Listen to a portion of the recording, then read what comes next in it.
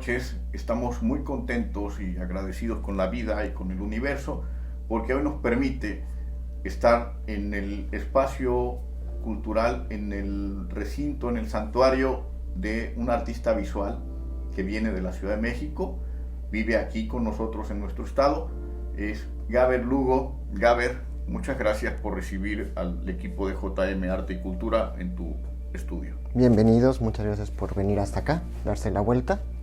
Pues mi nombre completo es Armando Gaber Lugo Vázquez, firmo como Gaber Lugo. Yo estudié música de niño en la Escuela Nacional de Música de la UNAM. O sea, casi todos mis estudios fueron realmente en la UNAM. Un tiempo estuve en el Politécnico, pero la mayoría de lo profesional ha sido en la UNAM. Pues estudié música, después deserté. A los 12 años me fui a estudiar otras cosas. Fui a estudiar ingeniería y mecatrónica. Después, por azares del destino, no seguí la línea de eso y me regresé a la UNAM, donde ahí me pasé ya, en lugar de estar en la música, empecé a pintar, empecé a tomar talleres libres de obra, de dibujo, de grabado, y ya en la preparatoria pues me dediqué más hacia las artes plásticas, ¿no? Y ahí sí fue modelado, fue dibujo técnico, fue dibujo a mano alzada y dibujo con modelo. Al salir de la preparatoria, entro a la Facultad de Artes. Bueno, en ese tiempo era la Escuela Nacional de Artes Plásticas. Y ahí hago mis estudios de licenciatura, donde me dedico a la escultura monumental, a la fotografía digital y de edición digital con medios alternativos, y a la pintura de caballete y mural. Al salir de la carrera, pues me vengo a vivir para acá.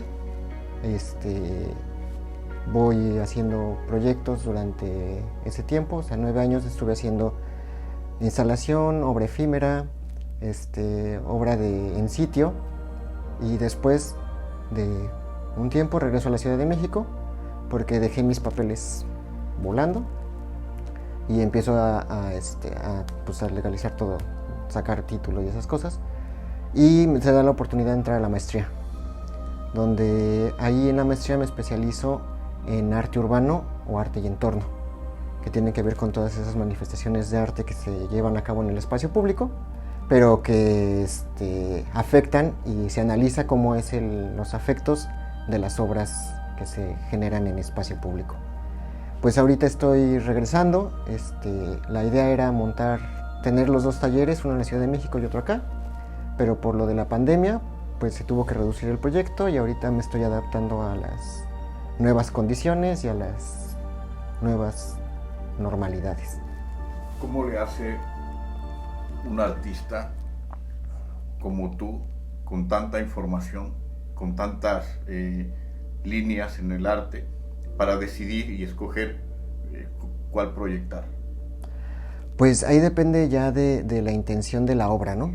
O sea, por lo regular yo inicio teniendo una intención de un afecto, de una cuestión de cómo la va a percibir el espectador, y también de cómo la va a hacer el que interactúa, ¿no? O sea, yo ya no hablo tanto de espectador y obra, sino me gusta hablar como de internautas, o sea, de personas que a través de la obra nos relacionamos uno con el otro para generar diálogos y encuentro. Entonces, dependiendo qué es lo que quiera encontrar o qué es lo que me gustaría encontrar de respuesta hacia el otro, descubrir en el otro, es si escojo pintura, si escojo fotografía, si escojo la escultura o la escultura sonora. Para darte un ejemplo, o sea, hace unos años estaba yo investigando cómo son las relaciones del habla entre corporal y lenguaje, y entonces empiezo a buscar como formas de no usar un idioma o una lengua como tal, sino de encontrarme con otras cosas que puedan comunicar un afecto y pueden empezarse a relacionar unos con otros. Y entonces es cuando regreso a la música y regreso al sonido.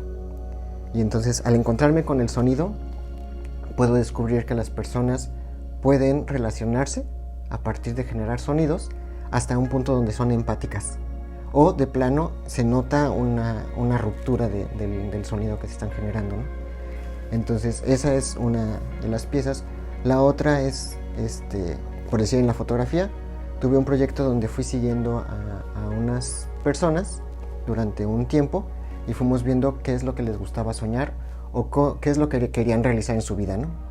Y entonces fuimos en diferentes tiempos de su vida, les fuimos tomando fotos para ver si lo que ellos soñaban lo realizaron o si salieron cosas más interesantes en su vida.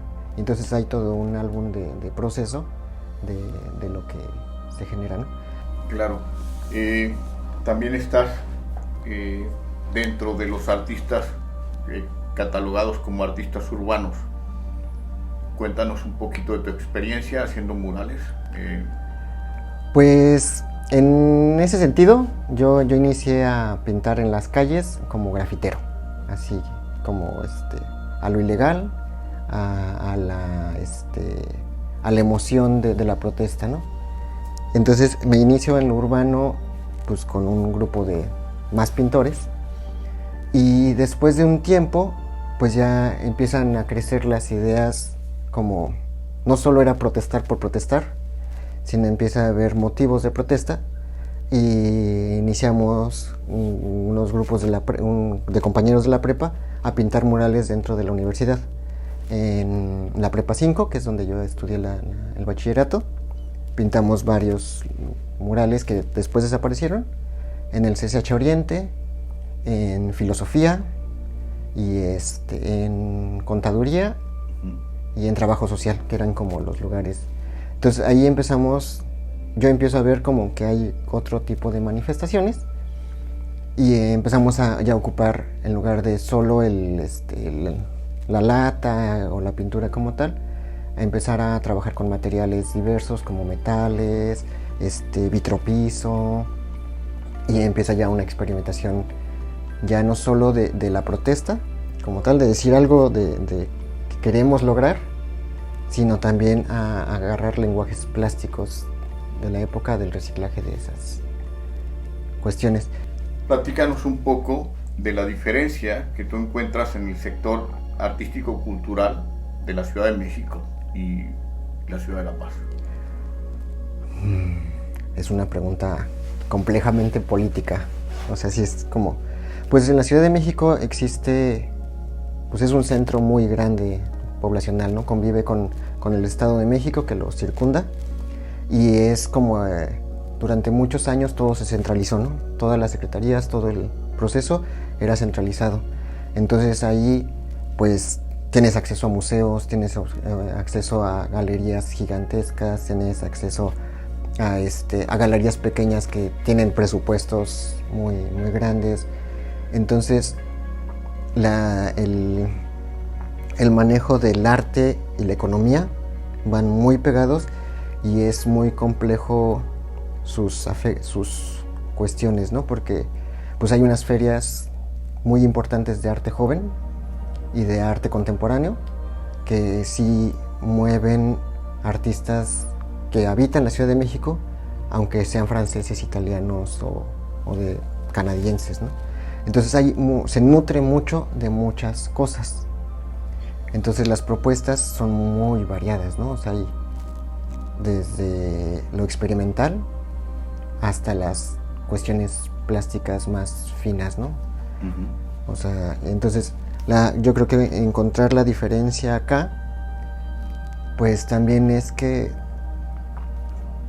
acá los recursos son menores. La mayoría de los artistas con los que convivo, pues trabajan autónomo y en equipo, ¿no? O sea, se van haciendo entre varios grupos, como que ahora exponemos nosotros y buscamos un espacio acá, y los espacios que están abiertos,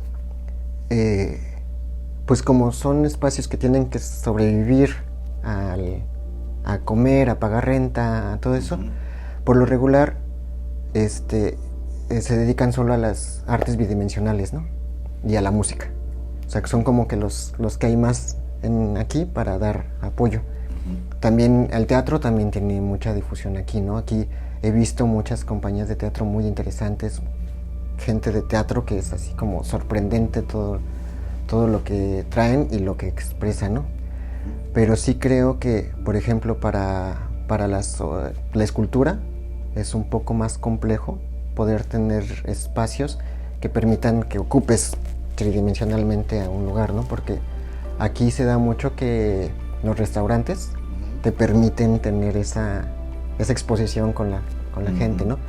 Y aquí lo que es genial es que las personas están interesadas en ver arte, en consumir arte. O sea, si hay una cuestión de que conozco al artista y le compro al artista que conozco, ¿no? Y también, pues hay, si nos vamos hacia Todos Santos o hacia Cabo San Lucas y eso, pues hay un montón de galerías de artistas independientes que tienen su propia galería y están como produciendo, ¿no? Entonces, yo creo que hay condiciones para hacer arte, hay condiciones para vivir del arte aquí en el estado. La cuestión es que es hacia lo privado, ¿no? O sea, yo creo que en lo privado, entre pares, entre consumidor de arte y artista, se dan más esas relaciones para que se puedan exponer cosas. Ok, la pregunta anterior iba con intención. Hay artistas que siguen su corazón, hay artistas que siguen su alma y su esencia. Nosotros estamos muy agradecidos, el sector artístico-cultural, de que decidiste quedarte en nuestro estado, sobre todo por lo que tú tienes que aportar a nuestra sociedad y a los jóvenes artistas. Cuando tú inicias en el graffiti, en esa inquietud juvenil en preparatoria, ¿tú percibías que ibas a terminar convirtiéndote en todo un artista interdisciplinario? Pues no como lo que hago ahora, ¿no? O sea, mi visión en ese tiempo sí era más limitada y yo creía que solo iba a ser pintor, ¿no? O sea, la pintura era lo que yo decía, esto es lo más fantástico de las artes porque sí. O sea, no conocía ni siquiera todas las técnicas, no conocía las dificultades de ser pintor ni las dificultades de pintar como tal. Pero cuando llego a la carrera, me doy cuenta de que las cuestiones tridimensionales y de relaciones sociales me interesaban mucho más y tenían más cuestiones que a mí me fueran a hacer sentir humano, ¿no?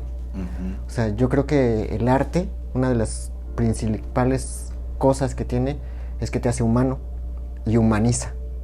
O sea, nos vamos por el camino y vamos entendiendo los afectos, los amores, los desamores, las añoranzas y todo eso lo vamos construyendo en objetos, en obra, en escritura, en poesía hablada o en poesía sonora. Y entonces ahorita sí agradezco todas las vivencias también que he tenido porque me dieron una posibilidad más amplia de lo que se puede hacer, ¿no? Y también me parece importante poder mostrar que hay más posibilidades de lo que conocemos, ¿no? Encontrarnos a otra persona y decirle, mira, yo hago esto, ¿y tú qué haces? Y empezar a entender cómo ve el otro el mundo, me hace más humano a mí, porque me permite ampliar mi imaginario, ampliar lo que yo puedo percibir del mundo y saber cosas que no podría saber porque yo no he tenido la vida del otro. Y entonces es como cuando lees un libro y te transmite toda la sabiduría de alguien.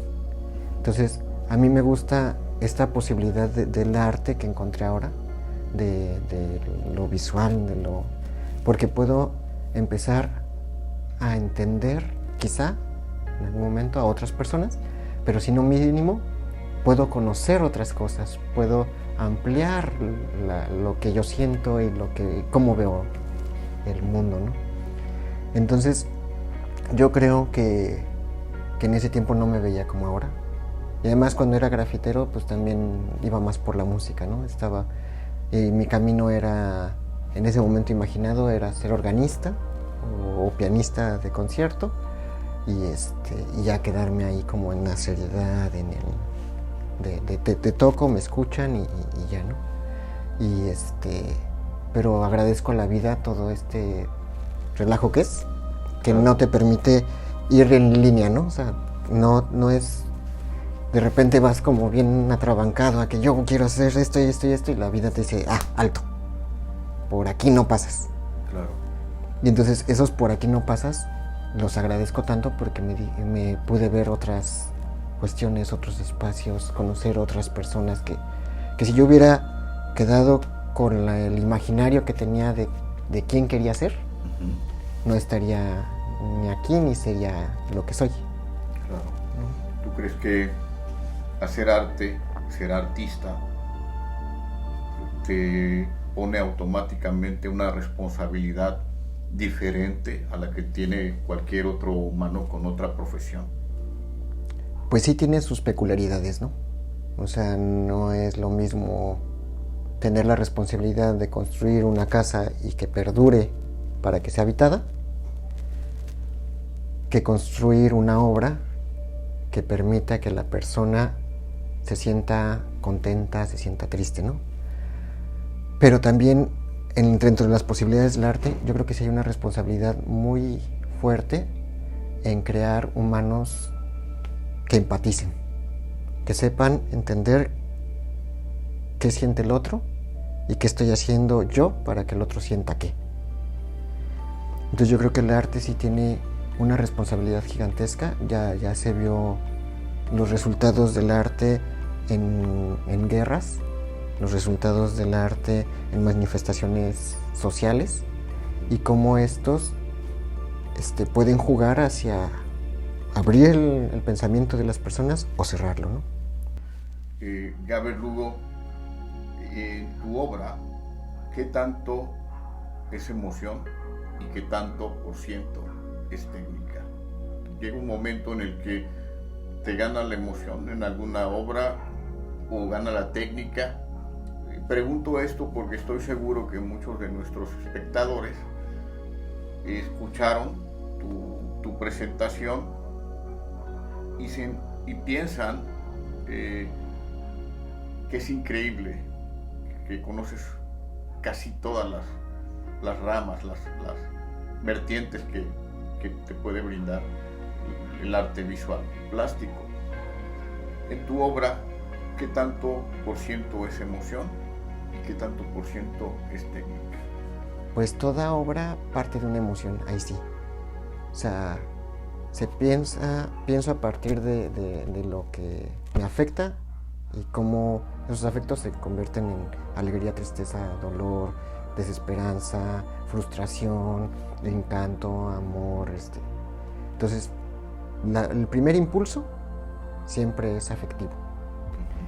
Después de ahí, pues ya viene el proceso del artista, ¿no? De cómo la técnica puede hacer que ese afecto sea visto, sea sentido o sea palpable, ¿no? Entonces yo creo que sí trabajo con las dos cosas. El 50 y 50. Sí, pero como que tienen su momento, ¿no? O sea, en un momento podría verse que es más lo emocional, más lo fuerte, y después viene el momento de que la obra tiene que ser contundente, lista y presentable, ¿no? O sea, tiene que llegar a que la emoción no me gane y nada más aviente un papel con vino en el piso y eso diga que es una escultura. Claro. Y entonces es válido, habrá quien si quiera presentar eso y lo percibe y lo sienta como. En mi caso no, en mi caso sí es, bueno, ya tengo la emoción, ya sé hacia dónde quiero correr, qué quiero sacar en todo esto, y ahora nos vamos con las cuestiones técnicas. Y más porque pues mi formación sí es muy académica. Claro, o sea, claro. La Academia de San Carlos se ve en mi pleno así completamente, ¿no? Entonces, ahí sí es indispensable que tu obra demuestre pues toda la técnica, la práctica y la enseñanza de tantos maestros que han pasado por esa escuela, ¿no? Entonces, dejar como ahí se va algo, no es algo que pueda. Y también mi estructura mental, como si es tiene que ser... Tendiendo al perfeccionismo. Ajá. Pero, tiendo al perfeccionismo, pero si encuentro algo, si en el proceso digo, esto no lo había planeado y es interesante. Accidental. Ajá. Ese accidente lo analizo y lo guardo para ver. Uh-huh. O sea, no lo dejo nada más en el accidente y ya soy feliz, ¿no? O sea, si es así como, puedo encontrar, hay hallazgos y los hallazgos son interesantes y los accidentes son bellos, pero ahora hay que saber por qué el accidente ocurrió y no dejar también en mi pensar, porque hay posibilidad de que sí, no dejarlo así, ¿no? O sea, no dejar como, es que estaba aquí pintando y de repente le hice así y el aguarrás salió y la mancha quedó y deshizo todo el óleo, ¿no? Sino, bueno, eso se ve bien, ahora hay que volverlo técnica. Entonces ahora cómo lanzó el aguarrás para que eso pueda tener ese escurrido, claro, sin que se me craquele, sin que se rompa la tela, sin que ponga en riesgo la obra, ¿no? Sí, te pregunto esto porque tenemos espectadores jóvenes que están iniciando su vida en cuestiones de la pintura. Entonces ocurre mucho cuando eres joven que tienes una emoción, que te da una idea, pero gana la técnica y desisten. O sea, al mencionar que gana la técnica, es decir, no es lo suficiente, no es lo que ellos esperaban, y con un conocimiento de medio hacia atrás terminan por dejar esa obra. Entonces es a lo que yo me refería con en cuánto por ciento Gaber es técnica y cuánto por ciento es emocional. Ahora, si tuvieses la oportunidad de proponer un tema para una institución educativa, una escuela de arte para jóvenes, ¿cuál es el tema que escogerías y por qué? Pues el tema sí sería empatía en este momento, porque la velocidad a la que nos desarrollamos como sociedad, ahorita ya no importa que si es una sociedad pequeña o si es un grupo grande, vamos como en la inmediatez, y en esa inmediatez de lograr un objetivo, vamos desechando las cuestiones de afecto humano, y entonces empezamos yo quiero este objetivo, pero pues tú vas muy lento, así que pues mejor quítate y me sigo, ¿no? Y entonces vamos desechando y caminando ya solos a objetivos muy puntuales sin observar el camino, sin disfrutar de que la vida, sí, o sea, el objetivo de todos va a ser morir, ¿no? O sea, todos vamos a llegar a la muerte, pero todos queremos llegar a la muerte con vivencias, con todo un acervo cultural y social que me nutre como un ser humano, o sea, que mi lápida no nada más diga nació en el año de 1981 y murió en tal año, ¿no? Y porque pues todo lo importante no es llegar a este punto, sino qué hiciste en todo este camino, ¿no? Si conviviste con tus abuelitos, si te fuiste a hablar con una persona de la tercera edad para recuperar memoria histórica, si estabas como queriendo generar una empresa, pero esa empresa quebró y entonces la tristeza es parte y te da conocimiento, ¿no? Entonces yo creo que la empatía nos haría como entender que la vida no es el final, sino la vida es el ahora, o sea, el que yo estoy hablando contigo, o sea, porque podría yo estar con todos aquí, pero pensando que mañana tengo que ir a comprar un material, ¿no? Entonces estamos hablando, pero yo no disfruto esta conversación. Entonces yo creo que, y entonces ya no soy empático contigo, que diste tu tiempo, estás aquí, estás a la escucha. Entonces yo creo que la temática para mí importante, o sea, sí haría pues todo un desarrollo para ver cómo puedes ser empático y qué es la empatía para cada quien, ¿no? Porque pues el término así más grueso, más burdo sería entender lo que siente el otro, ¿no? Es como ser empático en lo más burdo, Todavía filosóficamente podemos irnos a una disertación muy larga, Pero si entendemos qué siente el otro y vivimos el presente en ese entendimiento, las relaciones sociales que tendríamos serían muy distintas, ¿no?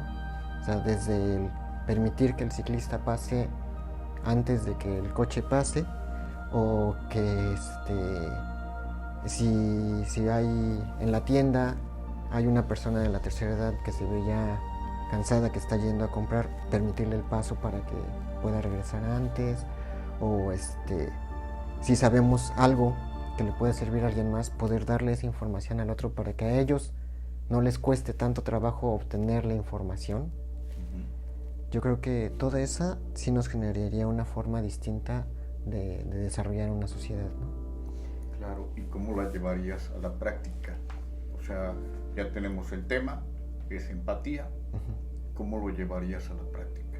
Es decir, a mí se me ocurre, si yo fuese tu alumno, tendría una paleta de colores, pongo a otro artista frente a mí y empiezo a colocarle pinturas con mis dedos, y que el otro me ponga un color y empezar a transmitirnos ese lenguaje del arte, esa emoción, ese estar, ¿no? Como estamos nosotros ahora. ¿Cómo se te ocurre un ejercicio de empatía ahora con arte?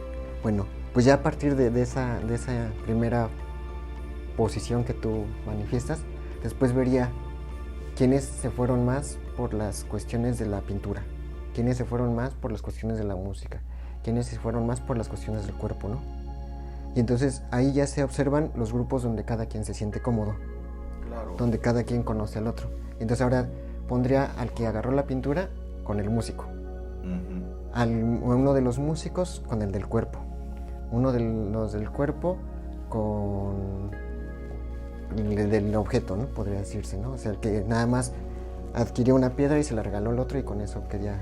Claro. Y entonces ahí ya empezamos como a dialogar con alguien distinto a nosotros y a empezar a entender, ¿no? Porque el músico tal vez lo que busque es darte un color a través del sonido. Perfecto. Y entonces tú puedes buscar darle un sonido a través del color. Y al de la danza, pues darle un movimiento a través de la expresión de una plasta de color, ¿no? O sea, no tanto ya darle el azul, sino aplastarle un azul y que se vea así la acción del... Extraordinario, claro. Y entonces ver así, bueno, entonces estos grupos ya interactuaron y ya supieron ahora juntar tres, ¿no? Tres distintos, tal vez dos pintores y un músico, tal vez. Y al final, que la contundencia sea en una obra conjunta, ¿no? O sea, como tres personas de distintos afines, de distintas culturas, porque todo eso de que yo soy pintor es toda una cultura, yo soy escultor es toda una cultura. Entonces, cómo ellos pueden relacionarse para generar una estructura entre todos. Entonces, en teoría, yo empezaría como a ver esos afectos y esas empatías que pudieran tener. Tal vez se podría observar en algún grupo que la obra es yo bailo, el otro toca y el otro nos pintó el escenario, ¿no? Perfecto. Y pues sí están trabajando juntos, pero no es una obra, cada quien se estuvo en su espacio no natural. hubo un esfuerzo emocional ni creativo de ninguna manera para fusionar eso y para comprender al otro, ¿no? Ajá. Y entonces tal vez el otro en otra obra agarran y preparan un piano con un montón de botes de pintura y abajo meten una tela y entonces la que baila, la de danza, empieza a golpear el piano y a hacer cosas. Entonces al final la pintura está, el sonido está y los tres participaron de esa obra ya contundente. Al final se podía grabar la acción y ya tienes todo una cuestión de arte total, ¿no? De esa cuestión de que todos están participando por igual. Porque también se da que el conocimiento, hay áreas del conocimiento humano que se consideran más importantes que otras, ¿no? Y que si tú eres de esta área de conocimiento, eres superior a estas. Pero esta área de conocimiento quizá no tiene las fuerzas, ¿cómo se dice? Pues toda la cuestión emocional para poder llevar eso a toda la gente, ¿no? Todo ese conocimiento que le sirva a todos los demás. Pero tal vez el otro es muy emocional y nada crítico con el pensamiento, entonces cuando empezamos a trabajar juntos, pues la máquina quizá podría ir más lento, como se considera ahora, pero podría ser una cuestión diferente humana, ¿no? Claro, y se da mucho, tristemente, en el sector educativo, ¿no? Eso de poder intentar catalogar por números o por grupos y etiquetar. Eso es lamentable. Todo esto que nos mencionas es muy rico, te agradecemos. Y de ahí nos saltamos a tu pieza, que es el calamar, que es un cúmulo de experiencias basados en una obra de arte. Pero platícanos en qué consiste la obra del calamar. Pues el calamar nace de esa cuestión de dialoguemos, pero sin usar el raciocinio, sino a partir del afecto. Cuando nosotros racionalizamos podemos mentir, y muchas veces mentimos. Claro. O sea, cuando usamos el idioma, por ejemplo, nosotros que usamos el español como idioma natal, meditamos mucho lo que vamos a decir, o qué palabra tenemos, o qué significado va a dar lo que digamos, ¿no? Entonces, cuando yo busco trabajar con los afectos, quito esa parte, y entonces lo que hago es empezar a darte un objeto, ¿no? Okay. Y a partir de ahorita ya no hablamos, todo lo tenemos que interactuar a partir del objeto que tenemos entre nosotros. Okay.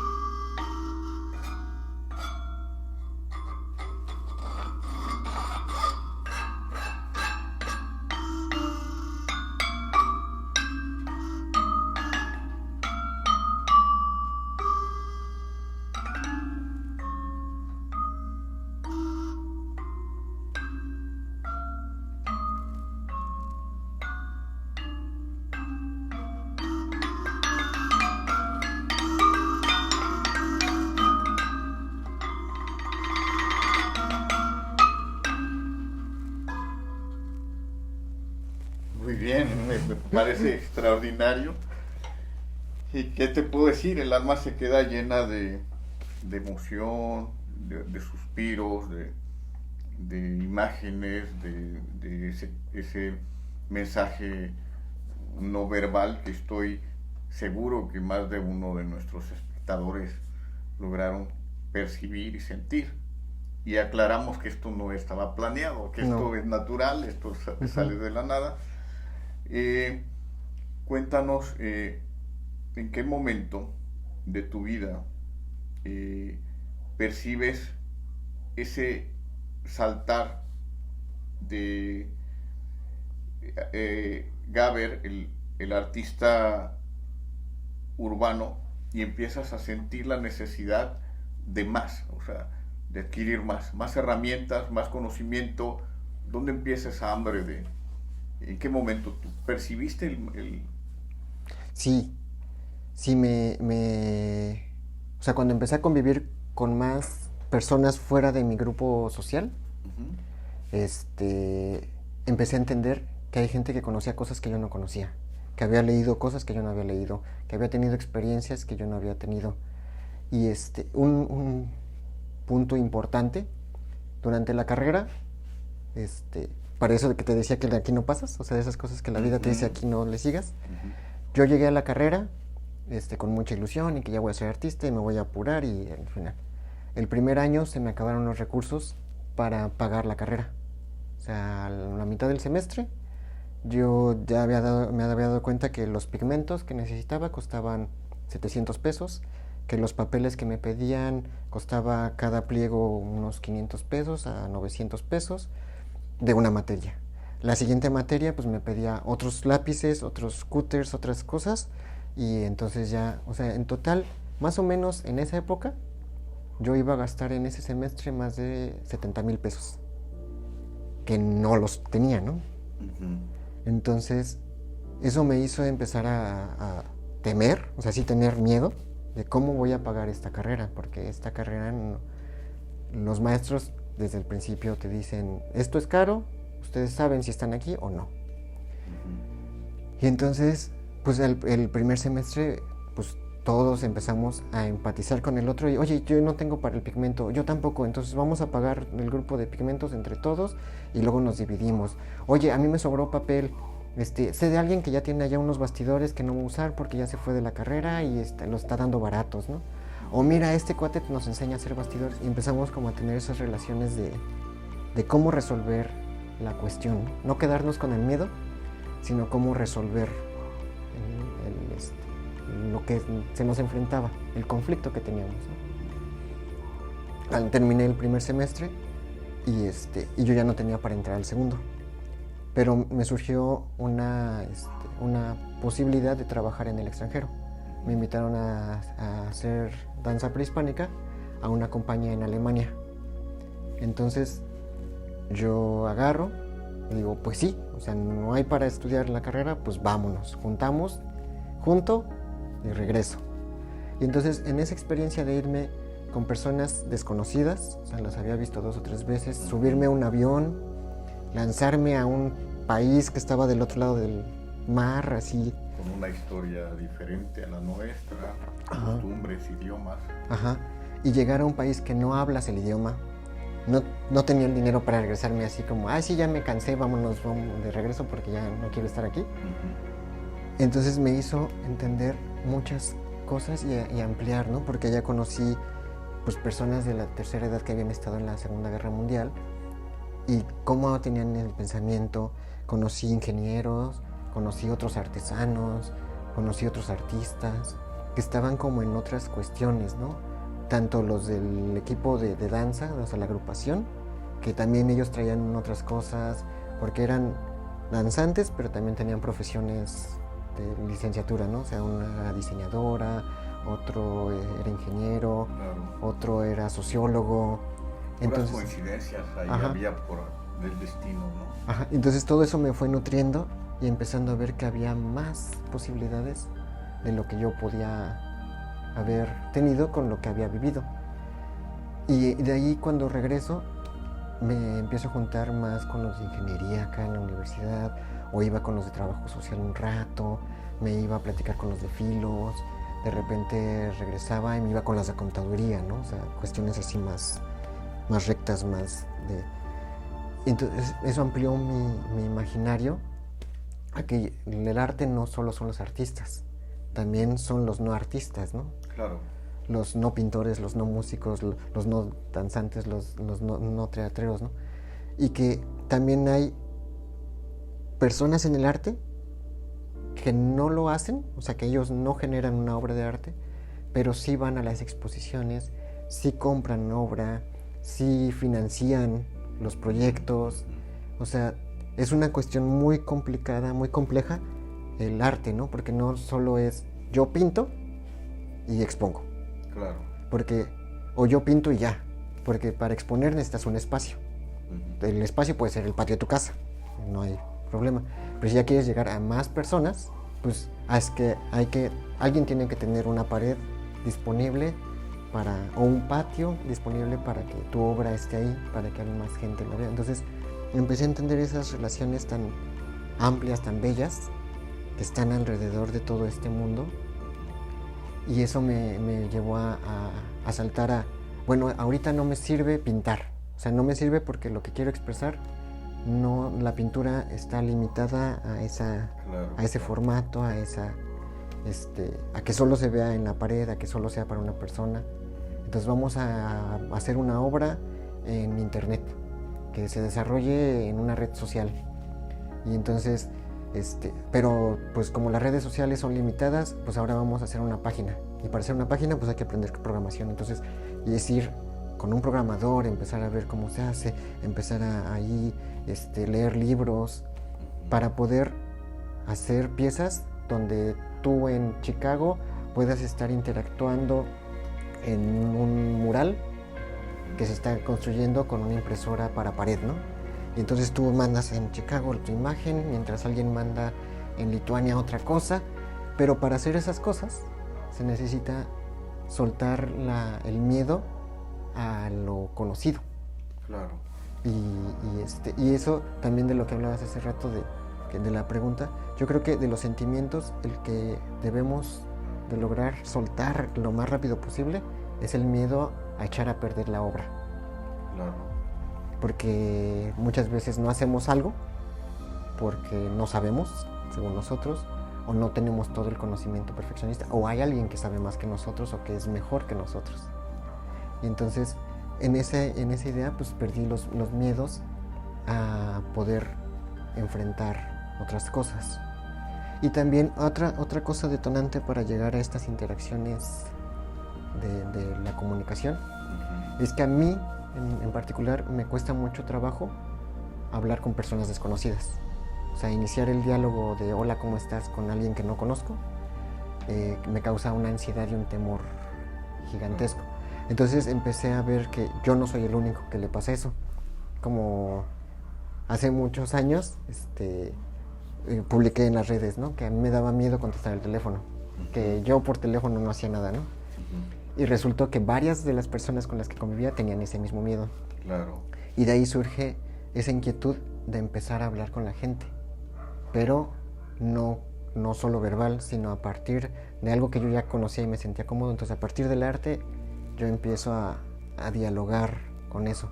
Y entonces, pero para dialogar hay cosas que no te funcionan. O sea, si yo hago una escultura, yo voy y la presento y yo estoy hablando. Si yo como artista hablo, pero el que la ve, a menos de que yo esté presente cuando él la está viendo, no me contesta nada.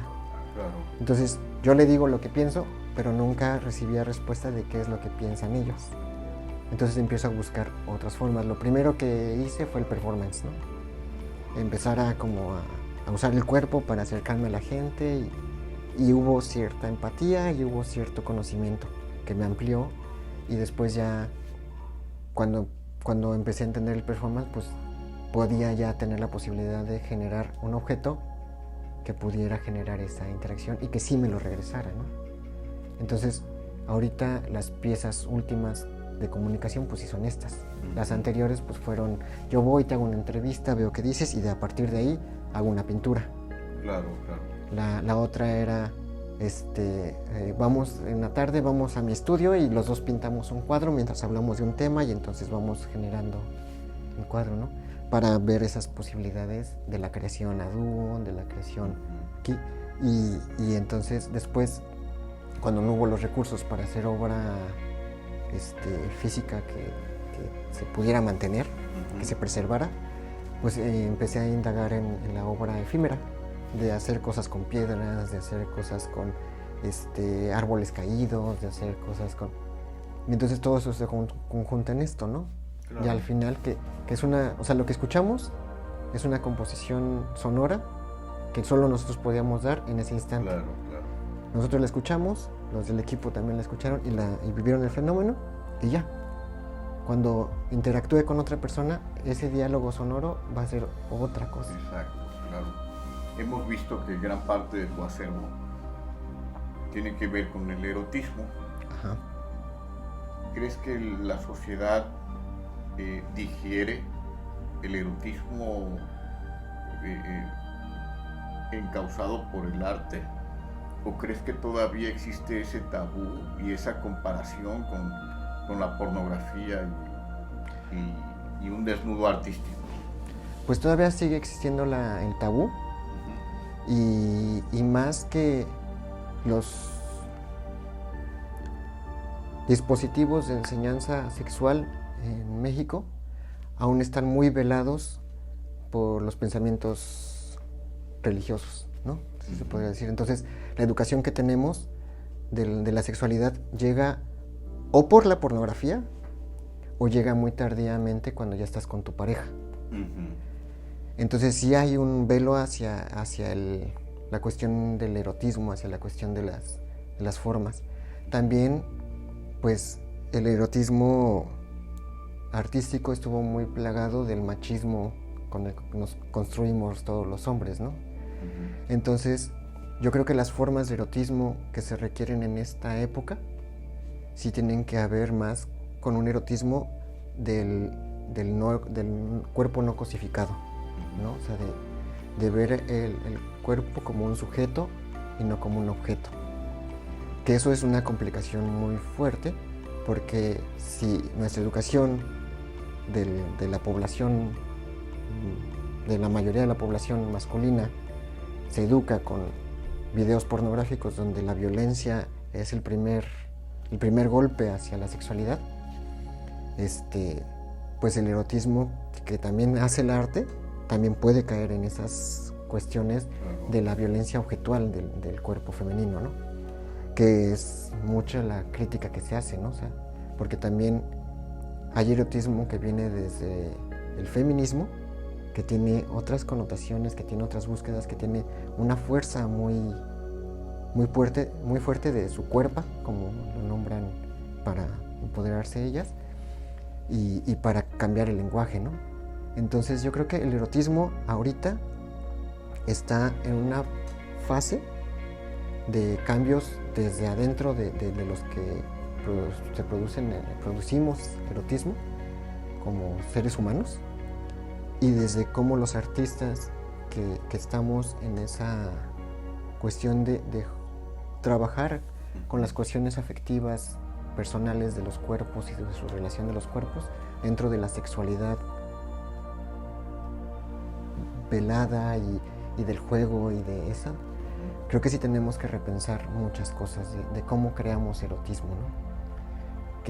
Porque en específico yo el erotismo que estuve trabajando sí iba siempre enrutado a entender una sexualidad distinta, que ahorita está como detenido, porque para mí es tiempo de escuchar a las mujeres hablar de erotismo y de cómo ellas construyen su cuerpo para que nosotros como sociedad los percibamos, ¿no? Entonces sigo trabajando con el cuerpo, sigo usando modelo y trabajando en relación con la modelo y con el modelo. O sea, ya no tanto, no es... En ciertos aspectos dejo de llamarles modelo, sino como participante activo, ¿no? O sea, invito a una persona, ya sea hombre o mujer, a trabajar en un proyecto, pero la autoría es de los dos. O sea, claro, el cuerpo no lo ocupo para yo generar mi obra, sino entre los dos vamos construyendo una idea de obra donde se exprese visualmente su cuerpo, ¿no? Claro, es difícil conseguir una modelo o un modelo que esté dispuesto a posar. Es complicado. O sea, no creo que difícil, porque sí hay muchas personas abiertas a trabajar con artistas, pero sí es complejo el manejo de la imagen. O sea, porque después pueden surgir problemáticas entre que ese año yo estaba de acuerdo en que me retrataras, pero 4 años después ya tengo familia, trabajo en ciertas oficinas, tengo cierto estatus social, que si alguien ve mis imágenes que tú me hiciste, claro, ya no son correctas para mi situación. Claro. Y entonces, pues todas esas cosas es complicado, ¿no? Porque también hay que tener la empatía de, sí, o sea, tú me diste una firma de que podía usar tu imagen, que podía hacer este proyecto, pero si yo, como ser humano, estoy viendo que te va a afectar y que puedes sentirte mal con esas imágenes, yo me responsabilizo y quito las imágenes, la obra se vuelve obra de archivo y queda como en la experiencia dada, ¿no? Creo que también hay que tener en cuenta eso, porque el trabajar con la persona es fantástico, ¿no? O sea, trabajar con un ser humano que está en el mismo espacio es una sensación que nutre mucho. Pero también lo que sucede después de eso es importante tenerlo en cuenta. O sea, No porque... Somos seres cambiantes, estamos evolucionando constantemente. Y cosas que nos parecían correctas en algún momento, después vamos a darnos cuenta que no eran correctas, o que sí son correctas, pero no son constructivas, ¿no? O sea, entonces yo creo que el trabajo con modelo es interesante, que sí es factible y que sí hay posibilidades de encontrar personas que quieran modelar y que quieran participar en los proyectos.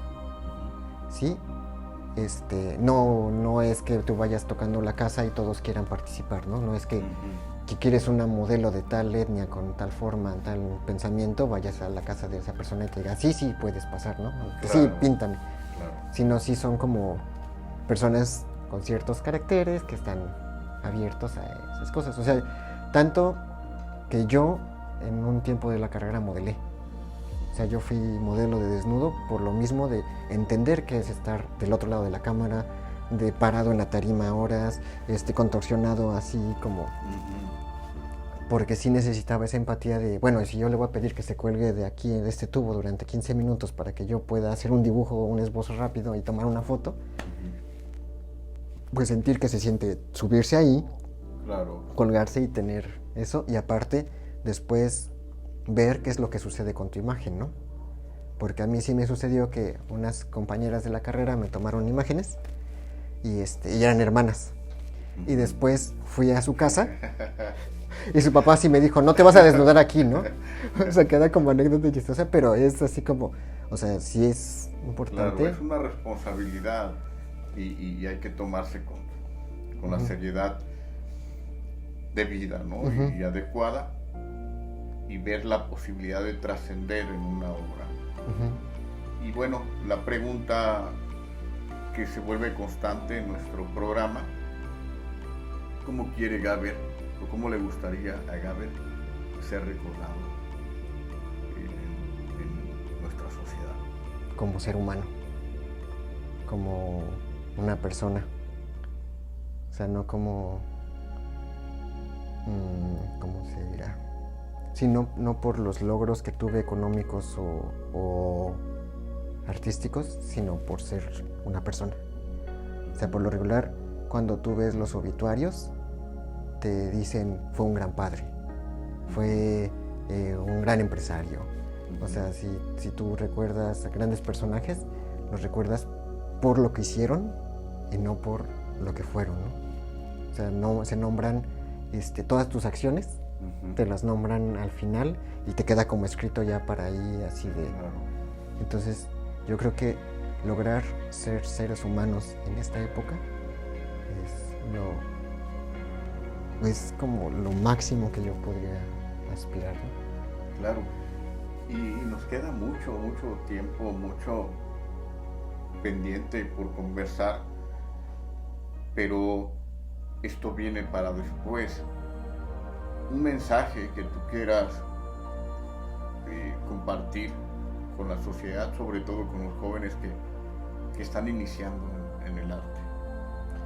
Pues el primer mensaje sí sería perder el miedo.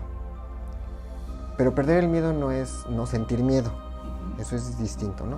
O sea, todos tenemos ciertos temores a hacer algo. Pero si los enfrentamos, o sea, si así con todo el miedo y mi mochilita del miedo me lanzo, puedo descubrir cosas muy grandiosas.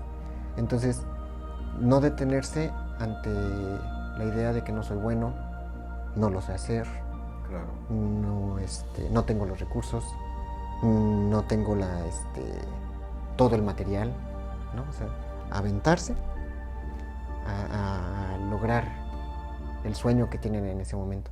Después que ya lo intentaron, pues estar dispuesto a saber si es por ahí o no y aventarse de nuevo, ¿no? O sea, como... Perfecto, claro. Y seguir sus sueños, ¿no? Amigos, agradecemos su atención en esta edición de JM Arte y Cultura. Le agradecemos a Gaber por recibirnos en el espacio, por brindarnos más de lo que podíamos pretender. Te deseamos todo el éxito y que sigas formándote como ser humano en todos los sentidos, estamos contentos y orgullosos de tenerte en nuestro programa y también que seas parte de nuestra sociedad. Y quizá tus amigos no nos hemos detenido a darte la bienvenida de nuevo a este estado. Bienvenido a este estado. Estamos felices porque sabemos que vas a aportarnos mucho. Y pues bueno, amigos, invitarlos a que nos sigan compartiendo en las redes sociales, en Facebook y en Instagram, y les pedimos sus comentarios y bueno, estamos pendientes para el próximo programa y estamos seguros que viene otro artista que también les va a encantar. Gaber, muchas gracias. Muchas gracias por venir y buena noche. Buenas noches. Buen camino a todos.